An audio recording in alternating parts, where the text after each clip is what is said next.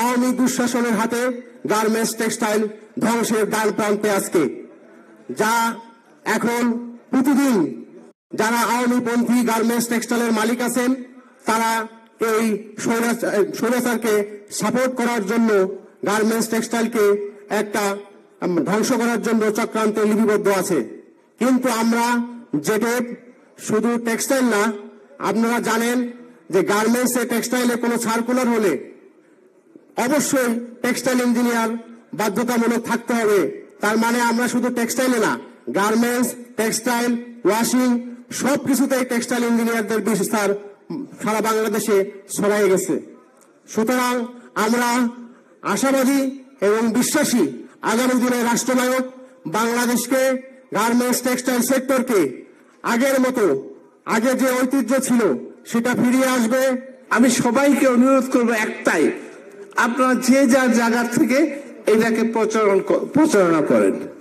এইটা যদি আমাদের 21 দফার ভিত্তিতে যদি ভবিষ্যতে বিএনপি সরকার ক্ষমতা আসার পরে আমরা যদি চালাতে পারি, এই দেশটা একটা সুন্দর রাষ্ট্রে পরিণত হবে। আমি আমাদের ভারপ্রাপ্ত চেয়ারম্যান জনাব তারেক রহমানকে অসংখ্য অসংখ্য ধন্যবাদ জানাবো যে উনি যে 21 দফা কর্মসূচি 31 দফা কর্মসূচি দিয়েছেন, সেই 31 দফা কর্মসূচিতে ইতিমধ্যেই স্বৈরাচার শেখ হাসিনা এবং তার কিছু দোষর ছাড়া বাকি সবার কিন্তু পরামর্শ নেওয়া হয়েছে এবং তৃণমূল থেকে এবং কেন্দ্র পর্যন্ত প্রত্যেকের এখানে মতামত আছে দাদা। অতএব এইটাকে প্রচারণা করা, এটা জনগণের মাঝে তুলে ধরা এবং উদ্বুদ্ধ করা, এটা আমাদের দায়িত্ব, এটা আমাদের সকল পেশাজীবীর দায়িত্ব। আমি জেটেবের নেতৃবৃন্দ গ্রামে গঞ্জে, কারণ জেটেবেরকে আমি অসংখ্য ধন্যবাদ জানাই। এই 17 বছর আমি বিভিন্ন কর্মসূচিতে তাদেরকে দেখেছি, তাদের সক্রিয়ভাবে মাঠে দেখেছি। অতএব আমি এখন বলবো, এখন আর আন্দোলন নাই, এই হাসিনা বিরোধী আন্দোলন নাই। অতএব আপনারা এখন দেশ গড়ার কাজে নিজেদেরকে নিয়োজিত করেন। এখন আর মিছিল আমাদের প্রয়োজন নাই, রাস্তা নেমে কারো বিরুদ্ধে আন্দোলন করার প্রয়োজন নাই। কিন্তু দেশটাকে কিভাবে আমরা গঠন করব, দেশটা কিভাবে চলবে বিভিন্ন সেক্টরে, সেটাই আমাদের মত এবং সেইটাই পুরোটাই উল্লেখ আছে 31 দফা দাবির মধ্যে। আমার পূর্ববর্তী বক্তা ডোনার সাহেব বলেছেন যে আন্দোলন শেষ হয়ে গেছে। আসলে আন্দোলন এখনো শেষ হয় নাই। আন্দোলন শেষ হলে তো আমাদের নেতা আমাদের কাছেই থাকতো। তা আমাদের আন্দোলন চালিয়ে যেতে হবে এবং যে পর্যন্ত আমাদের নেতা আমাদের মাঝে ফিরে না আসবে, যে পর্যন্ত আমাদের নির্বাচনী কার্যক্রম শুরু না হবে, নির্বাচন জয়লাভ না করব, সেই পর্যন্ত মাঠে আমাদেরকে থাকতে হবে। তার পাশাপাশি শুধু একটা কথা বলতে চাই যে এর আগে সরকার অনেক কথা বলতো ডিজিটাল নিয়ে, যেহেতু আপনারা সব ইঞ্জিনিয়ার এই কারণে বলতেছি যে ডিজিটাল নিয়ে। তো ডিজিটাল যদি আমরা বলতে চাই, সত্যিকার অর্থে ডিজিটাল বাংলাদেশের যিনি প্রথম নিয়ে আসছেন এবং আমাদেরকে নিয়ে চর্চা করছেন, সেটা হলো আমাদের নেতা দেশনায়ক তারেক রহমান। কারণ যখন 2007-8 সালে আমরা নির্বাচনে গেলাম, সেই নির্বাচনের আগে যখন মনোনয়ন দেওয়ার আগেই নেতা আমার হাতে একটা ফাইল ধরায় দিলেন। সেই ফাইলে সেই সুদূর কিশোরগঞ্জের যে এলাকা, আমি নিজেও অনেক জায়গায় জানি না যে কোথায় টিউবওয়েল আছে, কোথায় টিউবওয়েল নাই, কোথায় কাঁচা রাস্তা আছে, কোথায় পাকা রাস্তা নাই, কোথায় স্কুলটা বিল্ডিং করতে হবে, কোথায় করতে হবে না। কিন্তু নেতার নখদর্পণে সব আছে। টোটাল জনসংখ্যা কত, তার মধ্যে হিন্দু কত, মুসলমান কত, চাকরিজীবী কত, বেকার কত, অর্থাৎ ওনার ডিজিটাল দিয়ে তিনি কিন্তু টোটাল বাংলাদেশটাকে আগেই ওনার একটা টোটাল ইসের মধ্যে নিয়ে আসছেন, কোথায় কতটুকু সমস্যা। তো সেই কারণে আজকে যেটা আমরা দেখতে পাচ্ছি যে অনেকে অনেক কথা বলছে আমাদের নেতা সম্পর্কে, কিন্তু এই কিছুদিন তার বক্তব্যের মধ্য দিয়ে, তার শুধু বক্তব্য না, তার নেতৃত্বের মধ্য দিয়ে, নির্দেশনার মধ্য দিয়ে দেখছেন আমরা 5ই আগস্টে এর আগে ওবায়দুল কাদের বলছে যে 5 লক্ষ লোক মারা যাবে, কিন্তু আমাদের নেতার এক নির্দেশের কারণে কিন্তু কোথাও কোনো অঘটন ঘটে নাই। এটা হলো রাজনৈতিক নেতৃত্ব। আরেকটা হলো যে জ্ঞান, যেটা আমরা দেখছি যে যেটা আমি আগেই বললাম যে 2007 সালে নির্বাচনের সময় তিনি আমাদেরকে ফাইল ধরাই দিচ্ছেন, অর্থাৎ সবকিছু তিনি ডিজিটালি নিয়ে আসছেন। তা আজকেও শুধু আপনাদের এটাই বলবো যে এই দেশটাকে গড়ে তুলতে হলে আওয়ামী লীগ মেধা শূন্যতা করছিল, দলীয়করণ করতে যে মেধাবীদের কোনো কাজে লাগে নাই, কিন্তু আজকে আমার নেতা মেধাবীদের মূল্যায়ন করছেন, যেমনি ভাবে আমাদের নেতা আমাদের শহীদ রাষ্ট্রপতি জিয়া রহমান মেধাবীদের মূল্যায়ন করেই কিন্তু 75-এর আগে যখন দেশে দুর্ভিক্ষ ছিল, মানুষ না খেয়ে মারা গেছে, সেই সময় থেকে 2 বছরের ব্যবধানে শহীদ রাষ্ট্রপতি জিয়া রহমান মানুষকে খাইয়েছেন এবং চাল উৎপাদন করছেন। এবং যে একটা আমাদের নেতা জিয়া রহমান সাহেব ক্ষমতায় আসার আগে আমাদের জনসংখ্যা ছিল একটা আপদ, একটা বিপদ, কিন্তু আমাদের নেতা সেই সময় শহীদ রাষ্ট্রপতি জিয়া রহমান জনসংখ্যাকে কিন্তু একটা সম্পদে রূপান্তরিত করেছিলেন বিদেশে রপ্তানি করে। ঠিক তেমনি ভাবে আমরা বিশ্বাস করি আজকে ভঙ্গুর এই দেশটাকে যদি গড়ে তুলতে হয় একমাত্র দেশনায়ক তারেক রহমানের নেতৃত্ব ছাড়া আর কোনো বিকল্প নাই। আসুন তার নেতৃত্বে আমরা আন্দোলন গড়ে তুলি, নির্বাচন আনি এবং নির্বাচনে জয়লাভ করার পরে দেশটাকে গড়ে তুলি। আপনাদের সবাইকে ধন্যবাদ। খোদা হাফেজ। বাংলাদেশ জিন্দাবাদ। আমরা একটা অন্ধকার যুগ থেকে, একটা ঘোর অন্ধকার যুগ থেকে আমরা একটি আলোর পথে অগ্রসর হয়ে চলেছি। গত 16 বছর এবং 18 বছর 2006 সালের শেষের থেকে 2007 থেকেই আমাদের দেশে যে ভয়ঙ্কর সন্ধ্যা অন্ধকার নেমে এসেছিল, এই যুগকে একটা বন্ধা যুগ, একটা অন্ধকার যুগ, একটা লুটপাটের যুগ, একটা অত্যাচার নির্যাতনের যুগ আমরা চিহ্নিত করতে পারি। এবং বর্তমান যুগ একটা নতুন জাগরণের যুগ এসছে, এটা আমরা নতুন রেনেসাঁর সাথে তুলনা করতে পারি, একটা নবজাগরণের সাথে তুলনা করতে পারি।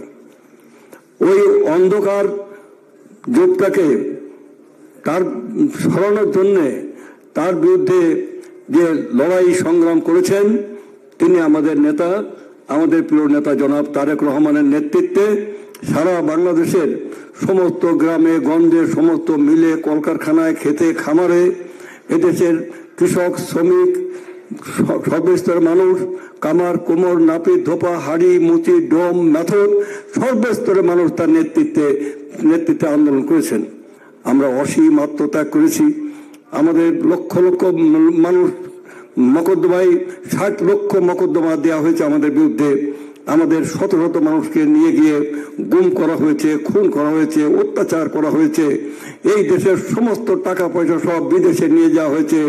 রাষ্ট্রীয় এবং সাংবিধানিক প্রতিষ্ঠানগুলোকে ধ্বংস করে একটি ভয়ঙ্কর ফ্যাসিবাদের জন্ম দিয়েছে, যে ফ্যাসিবাদ হিটলার, মুসলিনি, নমরুদ, ফেরাউন, হালাকু খাঁ, চঙ্গিস খাঁ এবং সর্বশেষ যিনি বাকশাল গঠন করে এই দেশে একটা করেছেন, সবাইকে পরাজিত করে তিনি এই দেশে এক ফ্যাসিবাদের জন্ম দিয়েছিলেন।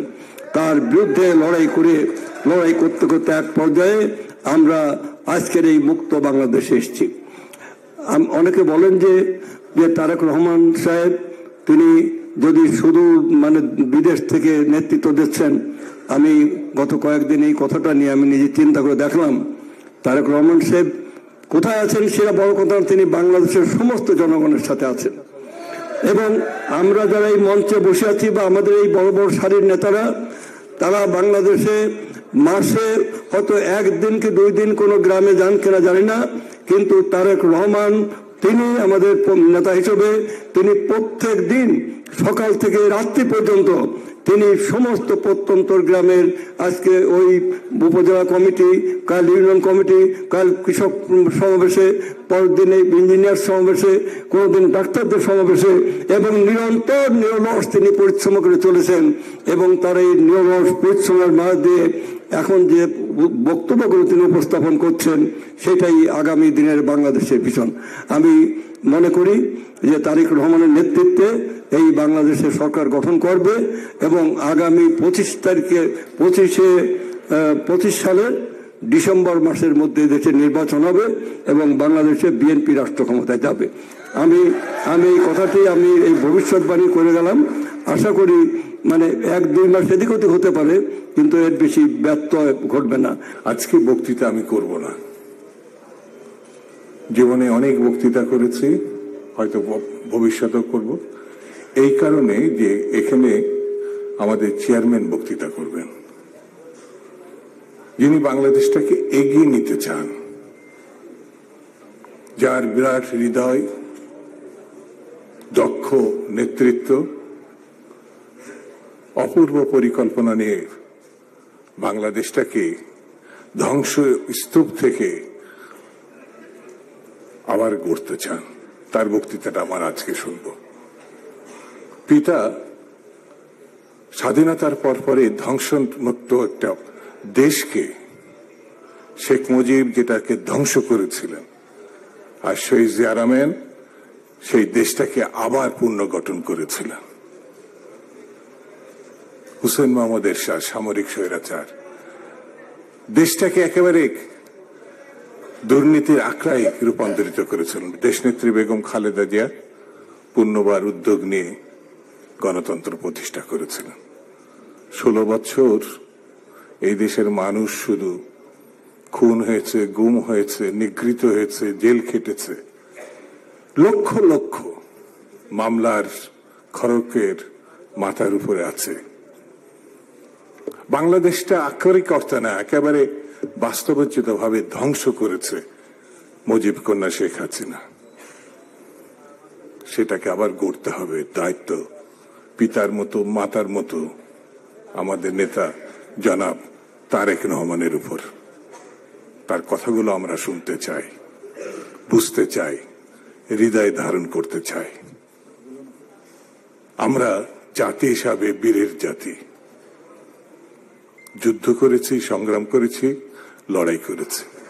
সেই জন্যে আমার বক্তব্যের শেষে আজকের যে অপূর্ব সম্মেলন, এই সম্মেলন যারা আয়োজন করেছেন, যারা অংশগ্রহণ করেছেন, সকলকে ধন্যবাদ, শুভেচ্ছা, অভিনন্দন।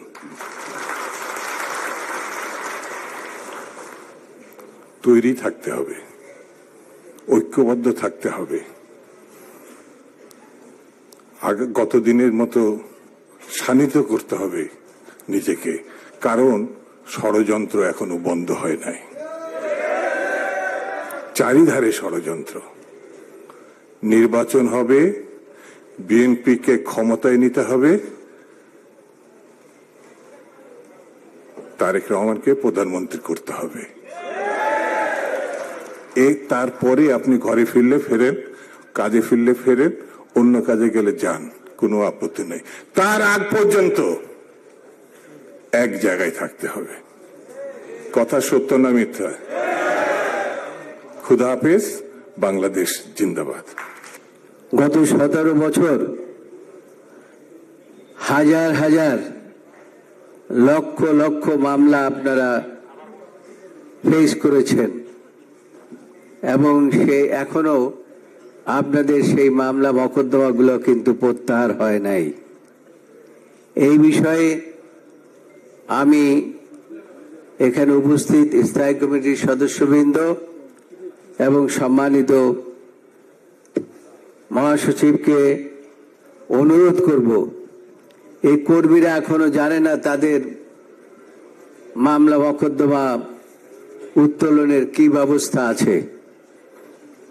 সেই ব্যবস্থা খুব তড়িৎ গতিতে করা উচিত বলে আমি মনে করি। যদি তা না করা হয়, ভবিষ্যতে এই যারা এই আন্দোলনে সক্রিয়ভাবে অংশগ্রহণ করে মামলা মকদ্দমার মধ্যে তারা পড়েছেন, অনেকে গুমও হয়ে গেছেন, তাদের কথা বাদই দিলাম, কিন্তু এখন যারা জীবিত আছে তাদের জন্য যদি আপনারা ব্যবস্থা না করেন তাহলে জাতি কিন্তু কাউকে ক্ষমা করবে না। তাই আমি একজন আইনজীবী হিসেবে বলবো, সকলকে অনুরোধ করব এই বিষয়টি আপনারা ভেবে দেখবেন। আর এই বৈষম্য বিরোধী সরকার যারা আছেন তাদের কাছেও আমার অনুরোধ থাকবে, একদিনে এই বিপ্লব সফল হয়নি। বাংলাদেশ জাতীয়তাবাদী দলের কর্মীদের দীর্ঘ আনন্দের ফসল হচ্ছে এই বিপ্লবের সার্থকতা। কাজেই আপনাদেরকে তো সেই বিপ্লবী চেতনার তরুণ প্রজন্ম এবং রাজনীতিবিদদের কথা আপনাদেরকেও স্মরণ রাখতে হবে এবং তাদের এই মামলা মোকদ্দমা থেকে তাদেরকে কিভাবে মুক্ত করবেন যত তাড়াতাড়ি সম্ভব সেটাও আপনাদেরকে চিন্তা করতে হবে। আমি আর কিছু বলতে চাই না। যারা এই আয়োজন করেছেন তাদেরকে আমি আন্তরিক ধন্যবাদ দিয়ে আমি আমার বক্তব্য শেষ করছি। শেষ কথা বলে যাই, আল্লাহ ফ্যাসিস্টদের হাত থেকে আমাদেরকে রক্ষা করেছেন। ভবিষ্যতে জাতীয়তাবাদী চেতনার লোক যাতে ক্ষমতায় আসতে পারে, আমাদের নেতা তারেক রহমান অনেকে বলেন আসবে বেশে বীরের বেশে, আমি বলি আসবেন তিনি রাজার বেশে, এবং সেভাবেই যেন আসতে পারেন এই কথা বলে আমি আমার বক্তব্য শেষ করছি। আল্লাহ সকলের মঙ্গল করুন। যে সমস্ত মানুষগুলো আন্দোলন সংগ্রাম করতে যে গত 16 বৎসরে আমাদেরকে ছেড়ে চলে গেছেন, শহীদ হয়েছেন, কেউ কাউকে গুম করা হয়েছে, সবার প্রতি আমরা যারা শহীদ হয়েছেন তাদের আত্মার মাগফিরাত কামনা করি। যারা গুম হয়েছেন তাদেরকে আমরা ফেরত পাবো এই আশাবাদ ব্যক্ত করি। আর আমাদের মাঝে আপনাদের এই প্রেসিডেন্ট সহ অনেকেই পঙ্গুত্ব বরণ করেছেন, আহত হয়েছেন, অসুস্থ হয়েছেন। সেই সমস্ত টেক্সটাইল ইঞ্জিনিয়ারদেরকে আল্লাহ সুস্থ করুক এবং অন্য যারা আন্দোলন করতে যে শাহাদাত বরণ করেছে সবাইকে সুস্থতা দান করুক। আমার বক্তব্য খুবই ছোট, কারণ মাননীয় চেয়ারম্যান এবং আমাদের মহাসচিব মহোদয় বক্তব্য রাখবেন।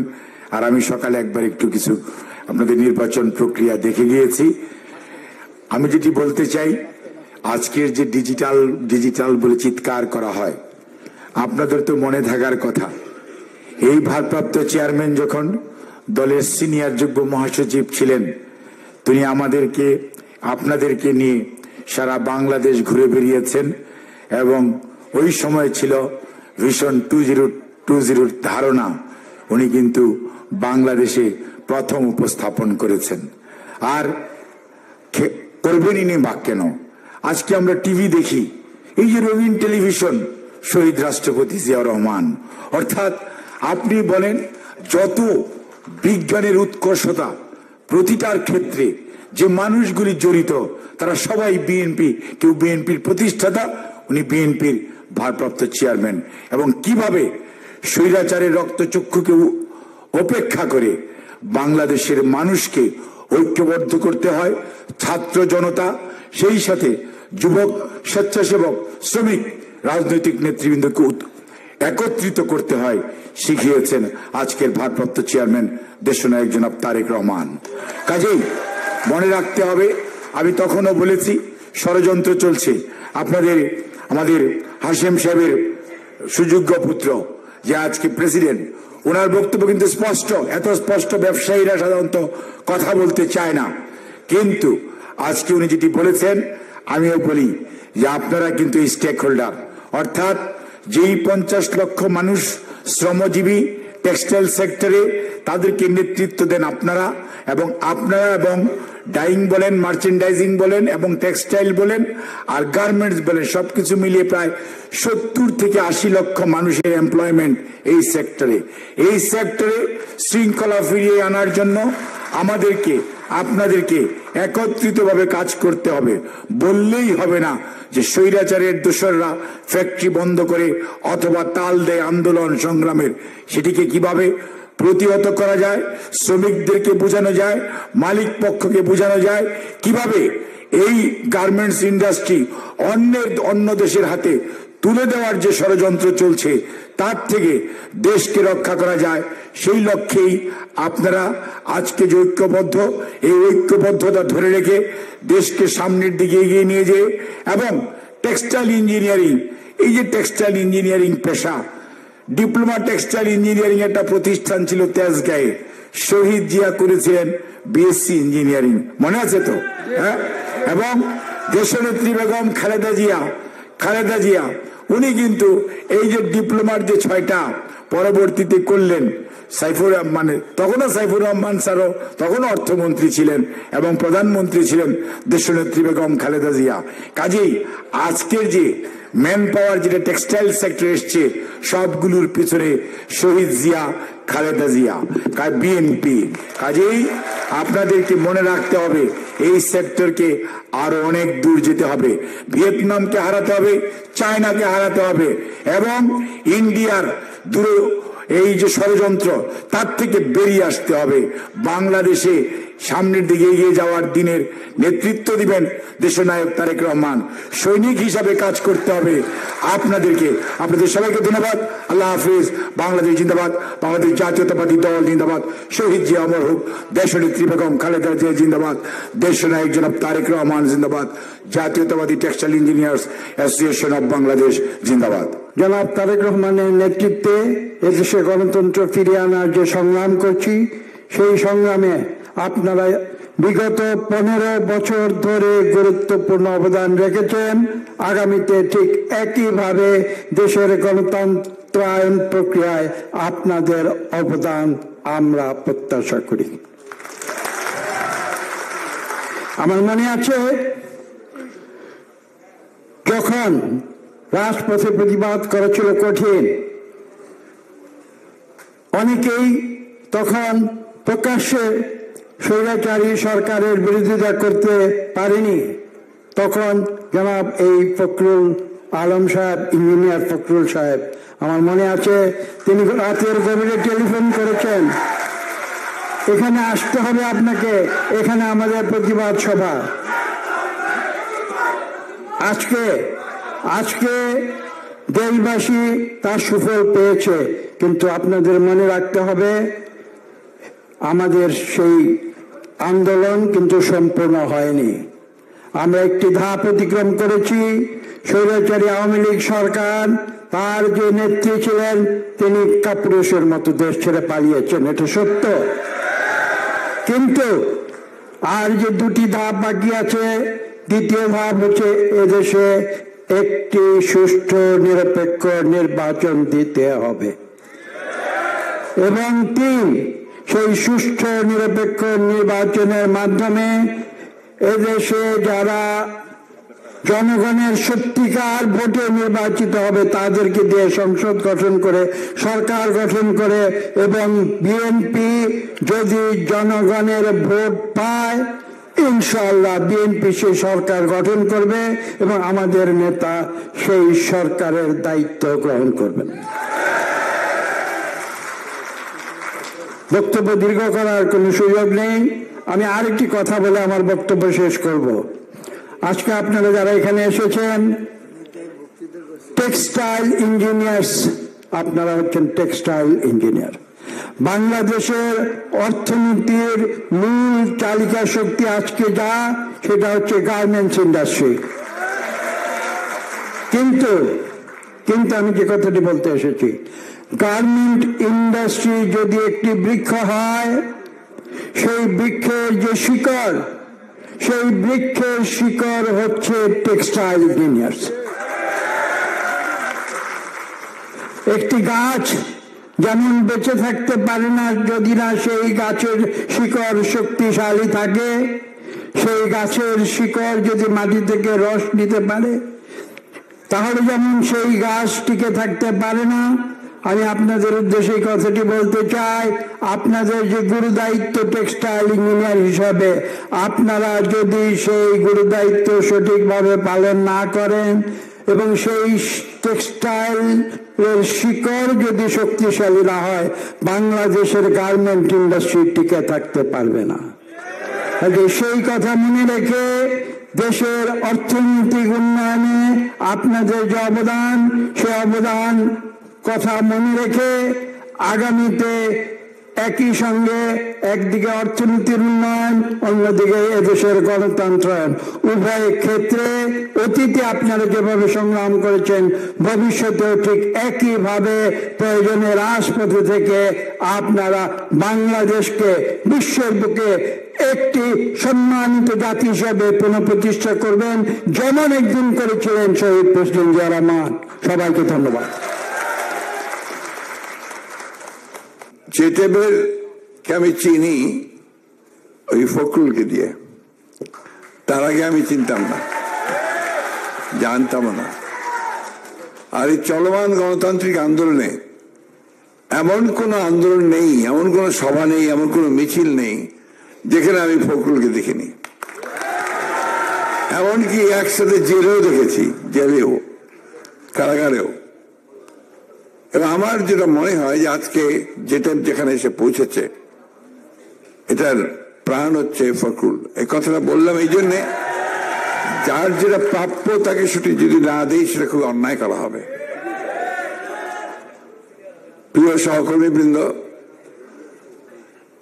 আমি প্রথমেই শ্রদ্ধা এবং সম্মান জানাতে চাই আমাদের এই ফ্যাসিস্ট বিরোধী আন্দোলনে যারা শহীদ হয়েছেন, বিশেষ করে যেটা বেরো 3 জন শহীদ হয়েছেন তাদেরকে। সহমর্মিতা জানাতে চাই প্রায় 20,000 আহত ভাইদেরকে যারা এই যুদ্ধে, এই সংগ্রামে আহত হয়েছেন। এবং একই সঙ্গে আজকে পরম শ্রদ্ধা ভরে সম্মান জানাতে চাই আমাদের স্বাধীনতার ঘোষক, বহুদলীয় গণতন্ত্রের পুনঃপ্রবর্তক এবং আধুনিক সমৃদ্ধ বাংলাদেশের রূপকার শহীদ প্রেসিডেন্ট জিয়া রহমানকে, গণতন্ত্রের আপসীর নেত্রী আমাদের চেয়ারপারসন দেশনেত্রী বেগম খালেদা জিয়াকে এবং দেশের এবং বিএনপির অগণিত নেতা কর্মী যারা বিগত 18 বছরে এই ফ্যাসিবাদের নির্যাতনে নিহত হয়েছেন, শহীদ হয়েছেন, আহত হয়েছেন এবং নির্যাতিত হয়েছেন। এই কথাগুলো এই জন্য বলছি যে তাদের সম্মান দেওয়াটা আমাদের প্রধান দায়িত্ব বলে আমি মনে করি।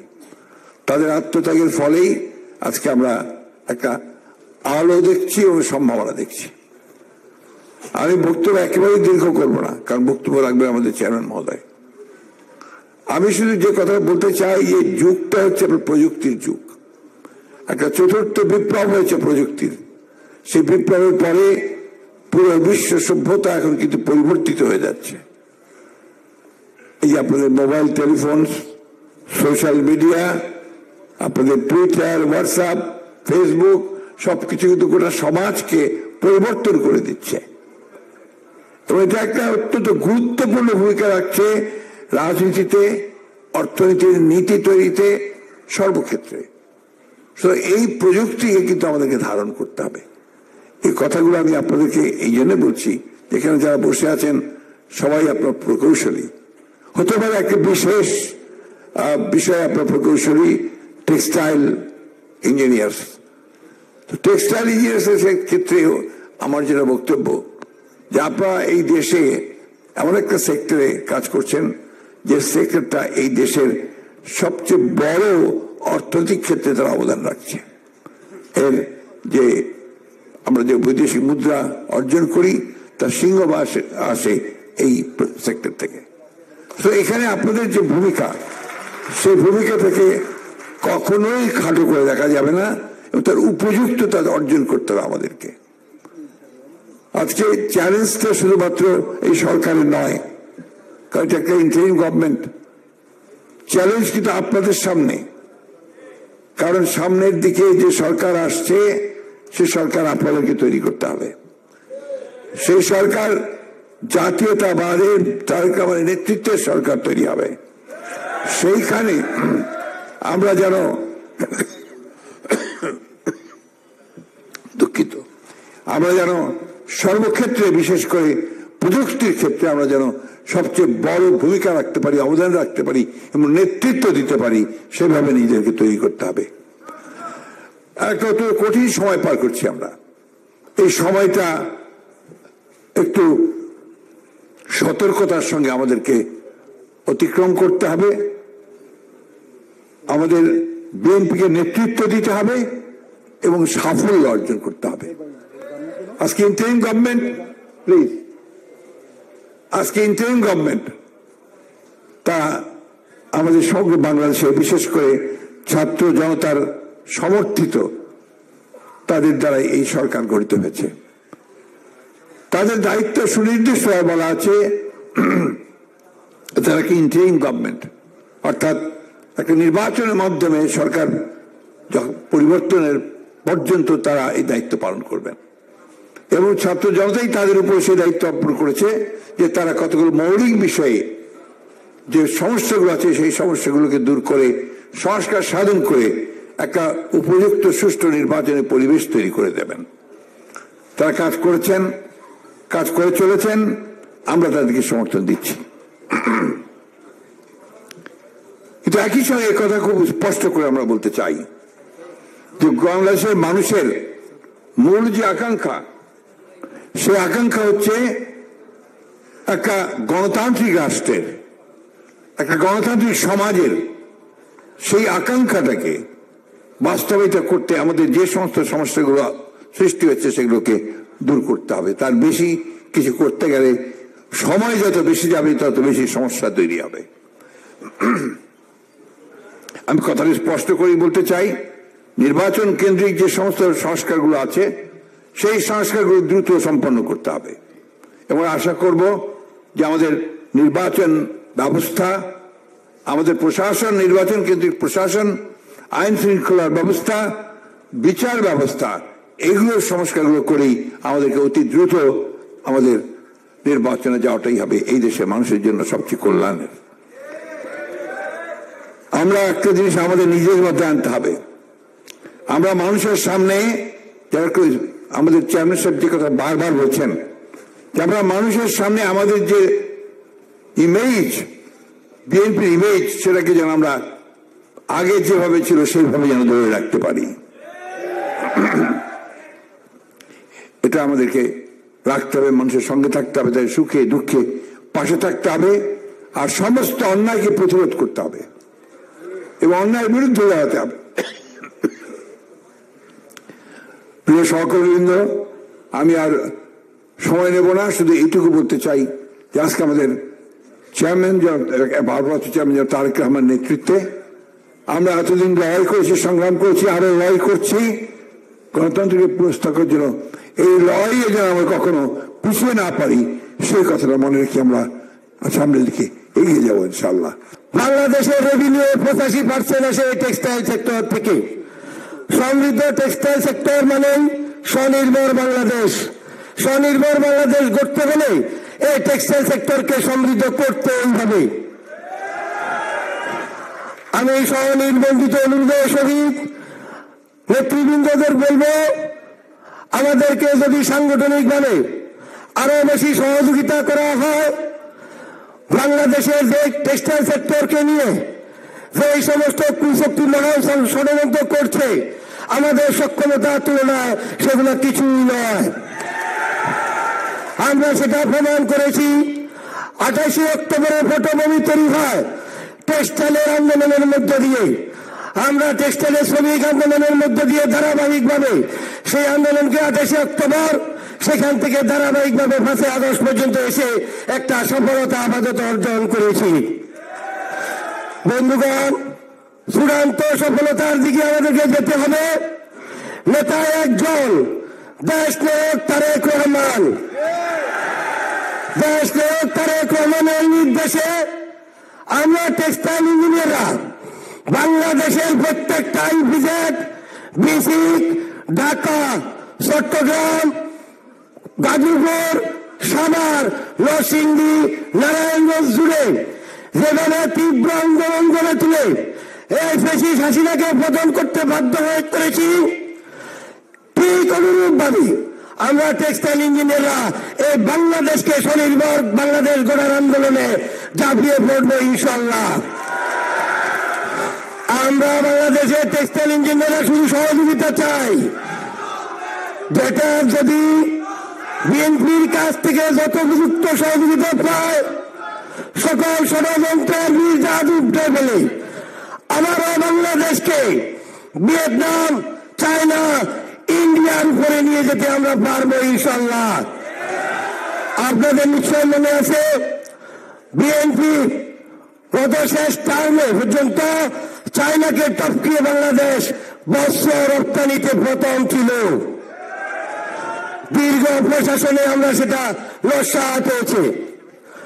দেশনায়ক তারেক রহমান বক্তব্য রাখবেন, আমাদেরকে নির্দেশনা দিবেন আমরা কিভাবে আবারও বিশ্বের বস্ত্র বাজারে প্রথম হতে পারি এবং আমাদের টেক্সটাইল ইঞ্জিনিয়ারদের পেশা, টেক্সটাইল সেক্টরের যে পেশা সেটাতে আমরা সমৃদ্ধ হতে পারি, টেক্সটাইল ইঞ্জিনিয়ারদের পেশা ভিত্তিক সমস্যাগুলা আমরা সমাধান করতে পারি। এ বিষয়ে আমরা দেশনায়ক তারেক রহমানের পক্ষ থেকে গুরুত্বপূর্ণ নির্দেশনা কামনা করছি। সংগ্রামী সাথী ও বন্ধুগণ, আমরা দীর্ঘ সংগ্রাম সব করতে ছিলাম এবং আজ পর্যন্ত আমরা কখনো আন্দোলন সংগ্রামের সাথে আপোষ করিনি। আমাদের সাধারণ টেক্সটাইল ইঞ্জিনিয়ারদের একটা দাবি, আমাদের সম্মিলিত পেশাজীবী পরিষদের সকল সংগঠন সমানভাবে সক্রিয় না থাকলেও জাতীয় নির্বাহী কমিটিতে একাধিক পদ প্রত্যেকটা সংগঠন প্রায় আছে, কিন্তু টেক্সটাইল সেক্টর থেকে এই জাতীয় নির্বাহী কমিটিতে আমাদের কোনো প্রতিনিধিত্ব নেই। যদি আমাদের প্রতিনিধিত্ব নিশ্চিত হয় তাহলে আমরা সমৃদ্ধ টেক্সটাইল সেক্টর এবং স্বনির্ভর বাংলাদেশ গঠনে আরো বলিষ্ঠ ভূমিকা রাখতে পারবো বলে আপামর টেক্সটাইল ইঞ্জিনিয়াররা মনে করেন। আমি তাদের পক্ষ থেকে আমাদের বিএনপি মহাসচিব এবং আমাদের সম্মিলিত পেশাজীবী পরিষদের আহ্বায়ক এজেডএম জাহিদ হোসেনের মাধ্যমে আমাদের আজকের অনুষ্ঠানের প্রধান অতিথির কাছে আমি নিবেদন জানাচ্ছি বাংলাদেশ জাতীয়তাবাদী দল নির্বাহী কমিটির পদে আমাদের টেক্সটাইল ইঞ্জিনিয়ার থেকে সম্পাদকীয় পদ সহ অন্তত 10টি পদে যাতে আমাদেরকে অন্তর্ভুক্ত করা হয়। আজকের অনুষ্ঠানটি সফল করার জন্য আপনাদের সবাইকে ধন্যবাদ জানাচ্ছি। সাংবাদিক বন্ধুগণ সকাল 10টা থেকে সময় দিয়েছেন, সেজন্য আপনাদেরকে ধন্যবাদ জানাচ্ছি। পরিশেষে নেতৃবৃন্দ এবং আজকের অনুষ্ঠানের প্রধান অতিথি আমাদের সকলের অন্তরের অন্তঃস্থলে যার স্থান দেশনায়ক তারেক রহমানকে আমাদের সমগ্র টেক্সটাইল ইউনিয়নের পক্ষ থেকে আন্তরিক কৃতজ্ঞতা এবং ধন্যবাদ জানিয়ে শেষ করছি। ধন্যবাদ সবাইকে। দেশনায়ক তারেক রহমান জিন্দাবাদ, দেশনেত্রী বেগম খালেদা জিয়া জিন্দাবাদ, শহীদ প্রেসিডেন্ট জিয়াউর রহমান অমর হোক, জেটক জিন্দাবাদ। এই কথাটা না বললেই নয় যে বিগত শাসন আমলে সারা দেশটাকে জাজরা করেছে, আর্থিক খাতকেও জাজরা করেছে, সেই খাতে সেই সাথে সাথে শিল্প খাত বাদ যায়নি। বিটিএমসি কে ধারাবাহিকভাবে কবর দেওয়া হয়েছে আর 22 সালে বিজিএমসি কে জবাই করা হয়েছে। এই হইল মোটামুটি অবস্থা। এহেন অবস্থার প্রেক্ষিতে টেক্সটাইল ইঞ্জিনিয়ার বৃন্দ তথা জেডেবর সদস্য বৃন্দ এই অবস্থা থেকে পরিত্রাণের জন্য আন্দোলন সংগ্রামে যথেষ্ট ভূমিকা রেখেছে। আন্দোলন আমাদের শেষ হয় নাই। আমরা যতদিন পর্যন্ত স্পেশালি টেক্সটাইল এবং জুট টেক্সটাইল শিল্পকে এইটার যথাস্থানে না নিয়ে যেতে পারবো ততদিন পর্যন্ত কিন্তু আমাদের আন্দোলনের সমাপ্তি বা শেষ হবে না। আমরা তুলনা দেই ভিয়েতনাম, চায়না, অমুক তমুক, আমরা বলি যে না, আমরা তাদের সাথে তুলনা দেব না, আমাদের সাথেই তাদের তুলনীয় হইতে হবে। আমরা একটা কথা বিশ্বাস করি, কথাটা বাড়তেছে তারপরেও বলতে হয় যে সারা দুনিয়াতে প্রত্যেকটা দেশে স্টেট পলিসি আছে। আমেরিকান স্টেট পলিসি হলো 3D policy, defence, diplomacy, democracy. Those who are engineers, all you should be know that Japanese policy আছে, ডিএস পলিসি, ডিসিপ্লিন স্কিল। আমার পছন্দ হয় we must discipline and skilled. তা আমরা প্রাসঙ্গিক কথায় আসি। কথা হলো যে আমরা প্রত্যক্ষভাবে আমাদের আগামী দিনের নেতৃত্ব নির্বাচনে ভোট অধিকার প্রয়োগ করেছি। এইটা আমার কাছে প্রধান নির্বাচন কমিশনার হিসাবে একটা স্বস্তির জায়গা যে অনেকেই আমার ডাইরেক্ট ছাত্র আছে, অনেকেই পরোক্ষ ছাত্র আছে, সবাই সুশৃঙ্খলভাবে তাদের ভোটাধিকার প্রয়োগ করেছে। আমাদের জেটেবর ভোটার সংখ্যা ছিল মোট ৫,৩৭৪ জন, এর মধ্যে ভোটাধিকার প্রয়োগ করেছেন ৩,০৬৪ জন। তো এই ভোটের মাধ্যমে আপনারা আগামী দিনের আপনাদের নেতৃত্বকে দায়িত্ব দিয়েছেন যাতে করে আপনাদের পেশা এবং টেক্সটাইল সেক্টরকে যথাস্থানে নিয়ে যেতে ডাইনামিক ভাবে নেতৃত্ব দিতে পারে। আমি আপনাদের সামনে আপনারা যাদেরকে ভোট দিয়েছেন তাদের নাম ঘোষণা করব, তবে আমি সাথে সাথে এটাও বলছি যে এখন শুধু আপনারা যাদেরকে আগামী দিনে সিপাহসালার হিসাবে নির্বাচিত করেছেন এই দুইজনের নাম বলবো এবং পরবর্তীতে অন্যান্যদের নাম আপনারা জানতে পারবেন। হ্যাঁ, সময়ের স্বল্পতার কারণেই এরকম করা হয়েছে। তো প্রথমত আমরা বলি যে আগামী দিনের জন্য আপনারা যাদেরকে টেক্সটাইল ইঞ্জিনিয়ার জেটেবর তথা টেক্সটাইল ইঞ্জিনিয়ারদের নেতৃত্ব দেওয়ার জন্য এবং গতিশীলভাবে লক্ষ্যের দিকে এগিয়ে যাওয়ার জন্য সভাপতির দায়িত্ব দিয়েছেন, উনি হইলেন ইঞ্জিনিয়ার মোহাম্মদ ফখরুল আলম।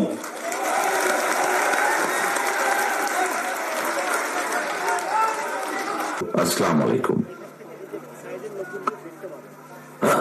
স্বাধীনতার 54 বছরে এসে দেশের অর্থনীতিতে এখনো কিন্তু সবচেয়ে বড় অর্জন বাংলাদেশের গার্মেন্ট শিল্প এবং জনশক্তি রফতানি। স্বাধীনতার ঘোষক শহীদ রাষ্ট্রপতি জিয়াউর রহমানের উদ্যোগেই কিন্তু বিশ্ববাজারে এই দুইটি সেক্টর যাত্রা শুরু করেছিল।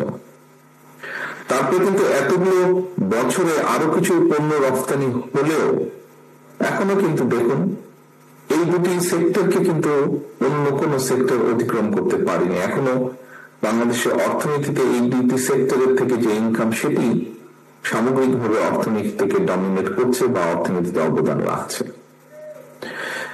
জ্যাটাবের তৃতীয় জাতীয় সম্মেলনের সাংগঠনিক কার্যক্রম তুলে ধরার পাশাপাশি যে সকল বক্তা বক্তব্য রেখেছেন, আপনাদের বক্তব্যে বাংলাদেশের আমদানি রপ্তানি তথ্য, দেশের ব্যবসা বাণিজ্যের একটা সার্বিক চিত্র ফুটে উঠেছে। একই সঙ্গে দেশে গার্মেন্ট শিল্প এবং টেক্সটাইল এর যে সেক্টরের যে সমস্যা বা সম্ভাবনা সেগুলো অনেকেই আপনারা কম বেশি তুলে ধরেছেন আপনাদের বক্তব্যের মধ্যে। আপনাদের অনেকগুলো বক্তব্যের সঙ্গেই কম বেশি আমি একমত। সকল সীমাবদ্ধতাকে অতিক্রম করেও বাংলাদেশের গার্মেন্টস এবং টেক্সটাইল শিল্প বিশ্ববাজারে সম্মানের সঙ্গেই কিন্তু জায়গা করে নিয়েছে। বিশ্ববাজারে টেক্সটাইল শিল্পের আওতায় প্রয়োজনীয়তা পরিধি বেড়েই চলেছে প্রতিদিন। ফলে জ্ঞানের একটা প্রায়োগিক শাখা হিসেবে বিশ্বব্যাপী টেক্সটাইল ইঞ্জিনিয়ারিং কিংবা টেক্সটাইল কলেজের ভূমিকা এবং গুরুত্ব আগের যে কোনো সময় থেকে অনেক গুণ বেড়েছে। Wait processing engineering, yarn, fabric এবং অ্যাপারেল ম্যানুফ্যাকচারিং ইঞ্জিনিয়ারিং এই বিষয়গুলো টেক্সটাইল সেক্টরের একটা অনিবার্য অংশে পরিণত হয়েছে বা অংশই বলা যায়। সুতরাং টেক্সটাইল ইঞ্জিনিয়ারিং এ পাশ করে কেউ বেকার থাকার কথা না। এই বিষয়গুলোতে যারা পাশ করেছেন, পরীক্ষা দিয়ে বেরিয়ে এসেছেন, তাদের বেকার থাকার কথা না। এই মুহূর্তে বাংলাদেশের রপ্তানি আয়ের একটা সিংহ ভাগ অর্জিত হয় টেক্সটাইল সেক্টর থেকে। বাট এখানে অনেকেই বক্তব্যে উল্লেখ করেছেন, বলেছেন নানা রকম ষড়যন্ত্র, দুর্নীতি, টাকা পাচার আর দক্ষ ব্যবস্থাপনার অভাবে এই সেক্টরটা নিয়েও সংখ্যা কম নয়। সুতরাং জিএসপি সুবিধা আদায় সহ এই সেক্টরে অগ্রাধিকার তালিকায় রেখে আরো কিভাবে নতুন পণ্য রফতানি বাজার তৈরি করা যায় সেই লক্ষ্যকে সামনে রেখে বিশ্ববাজারে বাংলাদেশ বিএনপির আমদানি রফতানির একটি পরিকল্পনা রয়েছে আমাদের। রপ্তানি বাজার নিরাপদ এবং সুরক্ষিত রাখতে রপ্তানিকারকদের জন্য সঠিক সময়ে শিপমেন্টের ডেলিভারি দিনক্ষণ ঠিক রাখা একটা বড় চ্যালেঞ্জ। আর এই জন্যই বন্দর ব্যবস্থাপনা ঢেলে সাজানোর পাশাপাশি এটাকে কিভাবে আরো মডার্নাইজ করা যায় এ ব্যাপারেও বিএনপির একটি চিন্তা ভাবনা রয়েছে। প্রিয় কাউন্সিলর বৃন্দ, প্রিয় উপস্থিতি বৃন্দ, বাংলাদেশের গার্মেন্টস এবং টেক্সটাইল সেক্টরের অগ্রযাত্রা ঠেকাতে নানা রকম ষড়যন্ত্র অব্যাহত রয়েছে, যা আপনাদের অনেকেরই বক্তব্যে উঠে এসেছে। দেশনেত্রী বেগম খালেদা জিয়ার সরকারের সময় দেশে spinning, knitting, weaving, knit, dyeing, woven dyeing, washing, dyeing, local dyeing সহ কারখানার সংখ্যা ছিল প্রায় 10,000-এর কিছু বেশি বলা যায়। কিন্তু বর্তমানে আমরা দেখছি এটার সংখ্যা কমে প্রায় 3,000-এর কাছাকাছি চলে এসেছে, 10,000 থেকে, যদি 10,000 ধরে থাকি আমরা। আরএনডি এবং টেক্সটাইল সহ শিল্পের বিরুদ্ধে নানা রকম ষড়যন্ত্র চলছে। সতর্ক থাকার পাশাপাশি রপ্তানি বাজারে আধিপত্য ধরে রাখার জন্য নিজেদের সক্ষমতাও কিন্তু আরো বাড়ানো প্রয়োজন। পাশাপাশি ব্যাকওয়ার্ড লিঙ্কেজ সহ শিল্পের বিকাশ ঘটানো প্রয়োজন। কাঁচামালের জন্য আমাদের যে নির্ভরতা আছে, সে নির্ভরতাকে কমিয়ে আনার জন্য কার্যকরী পদক্ষেপ নেওয়া প্রয়োজন আগামী দিনগুলোতে। গত 15 বছরে মাফিয়া চক্র দেশকে আমরা দেখেছি কিভাবে সম্পূর্ণ বলা যায় আমদানি নির্ভর, পরনির্ভর বা ঋণ নির্ভর করে ফেলেছে। এই অবস্থা থেকে অবশ্যই দেশকে বের করে আনা প্রয়োজন। বের করে এনে দেশকে সমৃদ্ধি এবং স্বনির্ভর করা প্রয়োজন যে কোনো ভাবে। বাংলাদেশ জাতীয়তাবাদী দল বিএনপির অন্যতম প্রধান একটি অগ্রাধিকার হচ্ছে যে এই লক্ষ্য পূরণে নানামুখী উদ্যোগ গ্রহণ করা। এর অংশ হিসাবে দেশে বিদেশে বিনিয়োগ, বিশেষ করে ক্ষুদ্র এবং মাঝারি শিল্প প্রতিষ্ঠান, এসএমই সেক্টরে বিশেষভাবে প্রবাসী বিনিয়োগ বাড়িয়ে দেশের অভ্যন্তরে উৎপাদন এবং উন্নয়ন প্রক্রিয়াকে শ্রমশক্তির অংশদারিত্ব নিশ্চিত করার বিষয়টাও বিএনপির পরিকল্পনার ভিতরে রয়েছে। এই বিষয়ে আমাদের চিন্তা ভাবনা রয়েছে। দেশে বিনিয়োগ বাড়াতে বিনিয়োগ প্রক্রিয়া কিভাবে আরো সহজ করা যায়, সাবলীল করা যায় এবং সাবলীল করা দরকারও। বিশেষ করে এসএমই খাতের বিনিয়োগ কিভাবে উৎপাদনে যে যাওয়ার পথে যে জটিলতা আছে, সেই জটিলতাকে কিভাবে আরো কমিয়ে আনা যায়, জটিলতা মুক্ত করা যায়, সেগুলোর ব্যাপারে উদ্যোগ গ্রহণ করা প্রয়োজন।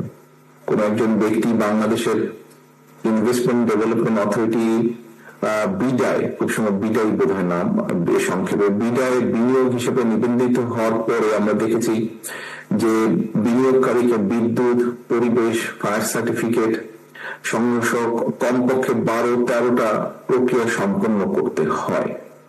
এটা একটা যে কোনো ইনভেস্টরের জন্য এটা একটা অনেক লম্বা একটা প্রসেস।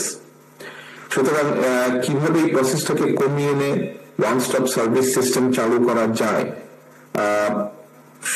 টাইম লিমিটটা কমিয়ে এনে 4 থেকে 6 সপ্তাহ করা যায় কিনা, পুরো প্রক্রিয়াটা কিভাবে করা সম্ভব, যদি করা সম্ভব হয় সেটা আমাদের চিন্তা ভাবনা হয়েছে এবং করা সম্ভব হয় তাহলে আমরা মনে করি যে দেশে বা বিদেশে বিনিয়োগকারীরা আরো অনেক বেশি উৎসাহিত হবে।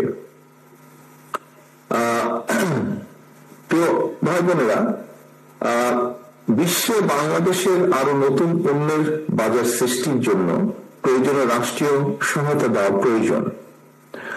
আমরা আশ্বাস দিয়ে এতটুকু বলতে চাই এই মুহূর্তে যে জনগণের রায় বিএনপি যদি ইনশাল্লাহ রাষ্ট্র ক্ষমতার পরিচালনার সুযোগ পায়, বিদেশে বাংলাদেশের রপ্তানি পণ্যের বাজারের সম্প্রসারণের লক্ষ্যে গার্মেন্টস এবং টেক্সটাইল ছাড়াও যেগুলো শতভাগ রপ্তানিযোগ্য পণ্য, সেগুলোর উপরে আমাদের চিন্তা ভাবনা আছে ব্যাক টু ব্যাক এলসি সুযোগ কিভাবে দেওয়া যায়, সেই বিষয়টির একটি চিন্তা ভাবনা আমাদের আছে। সম্পূর্ণ 100% যেগুলো back to export oriented industry হবে, সেগুলোর জন্য কিভাবে ব্যাক টু ব্যাক এলসি করা সম্ভব হয়, সুযোগটা দেওয়া যায়, সেটির চিন্তা ভাবনা আমাদের আছে। আমরা মনে করি যে শতভাগ রপ্তানিযোগ্য পণ্যের উপরে যদি ব্যাক টু ব্যাক এলসির সুযোগ হয় তাহলে অনেকেই পণ্য রপ্তানিতে উৎসাহিত হবে। তবে কেউ যাতে আবার ব্যাক টু ব্যাক এলসির সুযোগের অপব্যবহার করতে না পারে, এটার জন্য আমাদেরকে কঠোর মনিটরিং সিস্টেম রাখতে হবে। এখানে হয়তো কিছু সমস্যা আছে, সেখানে আমাদেরকে মনিটরিং সিস্টেমটা কঠোর রাখতে হবে। এখানে সকলকে এগিয়ে আসতে হবে এই দেশের এই স্বার্থের জন্য। প্রিয় উপস্থিত কাউন্সিলরবৃন্দ, রাষ্ট্র, রাজনীতি, শাসন, প্রশাসন, সংস্কার এবং অর্থনৈতিক মুক্তির লক্ষ্যে বাংলাদেশের পক্ষের গণতান্ত্রিক রাজনৈতিক দলগুলোর উপস্থিতিতেই বাংলাদেশ জাতীয়তাবাদী দল ইতিমধ্যেই 31 দফা কর্মসূচি ঘোষণা করেছে। আমাদের ঘোষিত 31 দফা কর্মসূচি সমৃদ্ধ এবং স্বনির্ভর বাংলাদেশ গড়ার একটি ঐতিহাসিক সনদ বলে আমরা বিশ্বাস করি। ঘোষিত এই 31 দফা কর্মসূচির বাস্তবায়ন পরিকল্পনায় নৈতিক, মানসম্পন্ন, কর্মমুখী এবং প্রায়োগিক শিক্ষার উপরেও কিন্তু জোর দেওয়া হয়েছে। আমরা বিশ্বাস করি যে জনসংখ্যা, অনেকে এখানে একজন বক্তা বোধহয় খুব সম্ভব বলে গিয়েছেন যে শহীদ জিয়া রহমানের সময় যখন খাদ্য উৎপাদন দ্বিগুণ হলো, তার আগে জনসংখ্যাকে অনেকেই কেউ বলতেন বাদন বলে অভিহিত করতেন। বাট আমরা মনে করি জনসংখ্যা কখনো অভিশাপ নয়, বরং এই জনসংখ্যাকে জনশক্তি তথা মানব সম্পদে যদি রূপান্তর করা যায়, তাহলে অবশ্যই একটি দেশের উন্নয়ন এবং সমৃদ্ধির জন্য জনসম্পদই কিন্তু হতে পারে সবচেয়ে বড় জনশক্তি। বর্তমান বিশ্বের অনেক দেশেই নানা রকমের কর্মক্ষম জনসংখ্যার হার কমছে, কিন্তু তবে দক্ষ কর্মী কিংবা শ্রমশক্তির চাহিদা বাড়ছে অন দি আদার সাইড। এরকম পরিস্থিতি বৈশ্বিক প্রেক্ষাপটে আমাদের দেশের কর্মক্ষম জনসংখ্যা থাকলেও বিশ্ব বাজারের চাহিদার তুলনায় দক্ষ জনশক্তির অপ্রতুল। সুতরাং দেশে এবং বিশ্ব বাজারের চাহিদার প্রতি লক্ষ্য রেখে আমরা যদি বিভিন্ন ক্ষেত্রে দক্ষ শ্রমশক্তি কিংবা কর্মী গড়ে তুলতে পারি, এইটা কিন্তু আমাদের আরেকটা লক্ষ্য। অর্থাৎ আমাদের যে বিদেশে প্রায় এখন 1 কোটির মতন প্রবাসী আছেন, যারা প্রতিদিন সারাদিন পরিশ্রমের মাধ্যমে যে বৈদেশিক মুদ্রা পাঠাচ্ছেন, আমরা যদি এরকম আরো বহু মানুষকে যদি স্কিল লেভেলে পরিণত করে বিদেশে পাঠাতে পারি, এটাও কিন্তু একটা বিশাল অর্জন হবে আমাদের। প্রিয় উপস্থিতিবৃন্দ, কাউন্সিলরবৃন্দ, বর্তমান বিশ্বে ইন্ডাস্ট্রি 4.0 অর্থাৎ চতুর্থ শিল্প বিপ্লবের মুখোমুখি। চতুর্থ শিল্প বিপ্লবের কারণে একদিকে যেমন বহু মানুষের কর্মসংস্থানের সুযোগ রয়েছে বিভিন্নভাবে, ঠিক অপরদিকে কিন্তু আবার বহু মানুষের চাকরি বা কর্মসংস্থান হারিয়ে যাবারও চাকরি হারানোর সুযোগ রয়েছে। শ্রমিক বাজারের এই নতুন চ্যালেঞ্জ মোকাবেলায় নিজেদেরকে অবশ্যই দক্ষ এবং যোগ্য হিসেবে গড়ে তুলতে যদি আমরা সক্ষম হই, যে কথাটা মাত্র আপনাদের সামনে তুলে ধরলাম, তাহলে কিন্তু এই প্রতিযোগিতামূলক বিশ্বে আমরা টিকে থাকতে পারবো। আদারওয়াইজ আমাদেরকে কিন্তু পিছিয়ে পড়তে হবে। একটা দেশের রাজনীতি যদি রুগ্ন হয়, তাহলে কিন্তু এর অর্থনীতিও কিন্তু রুগ্ন হতে বাধ্য, এবং আমরা সেটা দেখেছি স্বৈরাচারী আমলে। আমরা সেটা দেখেছি, কয়েকটি মেগা প্রজেক্ট দেখেছি আমরা কিভাবে অন্যান্য মেগা প্রজেক্ট করেছে তারা, কিন্তু সেটি কিন্তু অ্যাকচুয়ালি উন্নয়নের চিত্র না। এখন ধীরে ধীরে আসল রূপটা বেরিয়ে আসছে, অর্থনীতিকে আরম্ভ করে সবকিছু, ইন্ডাস্ট্রি থেকে সবকিছু বেরিয়ে আসছে। অর্থাৎ বাংলাদেশে কিন্তু এর সবচেয়ে বড় প্রমাণ যে একটা দেশের রাজনীতি যদি রুগ্ন হয়, তাহলে এটার অর্থনীতি কিভাবে রুগ্ন হয়ে যায়। প্রিয় উপস্থিতিবৃন্দ, প্রায় 30,000 মানুষকে নির্মমভাবে আহত করে 2,000-এর মতন ছাত্র জনতাকে হত্যা করে এই যে পতিত স্বৈরাচার দেশ ছেড়ে পালানোর পরে সম্পূর্ণ বিধ্বস্ত একটি প্রশাসন, রাষ্ট্র দায়িত্ব নিয়েছে এই অন্তর্বর্তী সরকার। এখানে মহাসচিব সাহেব একটু আগে ওনার বক্তব্যে বলেছেন কয়েকটি গুরুত্বপূর্ণ কথা। মাফিয়া সরকার প্রায় 15 বছরের তাদের তৈরি করা যে জঞ্জাল 3 মাসে দূর করা সম্ভব নয়। তবে 3 মাস পর সরকারের যে অন্তর্বর্তীকালীন সরকার, তাদের সফলতা কিংবা ব্যর্থতা নিয়ে জনমনের প্রশ্ন ওঠা অনার্য কিংবা অস্বাভাবিক নয়। অন্তর্বর্তীকালীন সরকারের আমরা আগেও বলেছি যে একটি বিষয় বোধহয় আমাদেরকে মনে রাখা দরকার, যে জনগণের সকল দাবি হয়তো তাদের পক্ষে পূরণ সম্ভব নয়, কিন্তু সরকার পরিচালনায় যে অদক্ষতা পরিলক্ষিত হয়, যদি অদক্ষতা দেখতে পায় জনগণ, সেটাও কিন্তু জনগণ আবার সহজভাবে মেনে নেবে না। আমি এর আগেও বারবার বলেছি, অন্তর্বর্তীকালীন সরকারের প্রতি আহ্বান জানিয়ে বলেছিলাম যে রাষ্ট্র মেরামতের কর্মযজ্ঞ সম্পাদন করতে গিয়ে অগ্রাধিকারের সেটিং যদি ভুল হয়, অর্থাৎ কোনটা প্রায়োরিটি দিবেন সেটা যদি ভুল হয়, তাহলে কিন্তু জনগণের কাছে সরকারের অদক্ষতা হিসাবেই কিন্তু এটি বিবেচিত হবে। জুলাই আগস্টের যে গণ অভ্যুত্থান, সেই গণ অভ্যুত্থানে আমরা দেখেছি বহু মানুষ, বহু ছাত্র, বহু বিভিন্ন শ্রেণী পেশার মানুষ হাত, পা, কান, চোখ, বিভিন্ন অঙ্গহানি হয়েছে। আহতরা সুচিকিৎসার দাবি নিয়ে দুদিন আগে আমরা দেখেছি যে যেভাবে হাসপাতাল থেকে রাজপথে বেরিয়ে এসেছে, এটা কিন্তু সমগ্র দেশের গণতন্ত্র প্রিয় মানুষের জন্য, যারা গণতন্ত্র ভালোবাসেন, মানবাধিকারকে সম্মান করেন, আমাদের বিবেকবান মানুষ যারা, প্রত্যেকটি সাধারণ মানুষের জন্য এটা একটা অত্যন্ত লজ্জাকর দৃশ্য। স্বাভাবিকভাবেই প্রশ্ন উঠতে পারে যে জুলাই আগস্টের ছাত্র জনতার যে বা জনগণের যে গণ অভ্যুত্থান, আহতদের চিকিৎসা, নিরাপত্তা কেন অন্তর্বর্তীকালীন সরকারের অগ্রাধিকার লিস্টের নেই বা থাকলেও কত নম্বরে ছিল। এরপরেও দেখেন আরেকটি বিষয় যে বাজার সিন্ডিকেট ভেঙে নিত্য প্রয়োজনীয় জিনিসপত্র জনগণের ক্রয় ক্ষমতার মধ্যে আনার পদক্ষেপটি, যে পদক্ষেপ যেটা নিয়ে প্রতিটা মানুষ, সমাজের যে কোনো পর্যায়ে যে কোনো মানুষ, প্রত্যেকটি পরিবার যেই কষ্টের ভিতর দিয়ে যাচ্ছে, যে দুর্বিষহ অবস্থার মধ্যে দিয়ে যাচ্ছে, এই যে নিত্য প্রয়োজনীয় দ্রব্যের যে দাম, এটার যে ওঠা নামা যেভাবে করছে, এই বিষয়টাও অন্তর্বর্তীকালীন সরকারের প্রায়োরিটি লিস্টের মধ্যে কত নম্বরে আছে। আমি সবসময় এর আগেও কয়েকবার বলেছি দৃষ্টি আকর্ষণের জন্য যে অন্তর্বর্তীকালীন সরকারের সকল কাজ হয়তো সবার কাছে সাফল্য বলে বিবেচিত হবে না, কিন্তু অন্তর্বর্তীকালীন সরকারের ব্যর্থতা কিন্তু আমাদের সকলের ব্যর্থতা। গণতন্ত্রকামী স্বাধীনতা প্রিয় মানুষের ব্যর্থতা। এই সরকারকে ব্যর্থ করে দিতে যে স্বৈরাচার ছিল, পলাতক যে স্বৈরাচার, তার এবং তাদের দোসররা কিন্তু বসে নেই। সেটা দেশের ভিতরেই হোক বা দেশের বাইরেই হোক, প্রশাসনের ভিতরেই হোক বা বাইরে হোক, ওরা কিন্তু ওত পেতে আছে যে কিভাবে অন্তর্বর্তীকালীন সরকারকে ব্যর্থ করে দেওয়া যায়। এদেরকে যদি ব্যর্থ করে দেওয়া যায় তাহলে গণতন্ত্রকে ব্যর্থ করে দেওয়া যাবে। বাংলাদেশের কোটি কোটি মানুষ যারা গণতন্ত্রকে ভালোবাসে, গণতন্ত্রকে প্র্যাকটিস করতে চায়, তাদেরকে ব্যর্থ করে দেওয়া যাবে।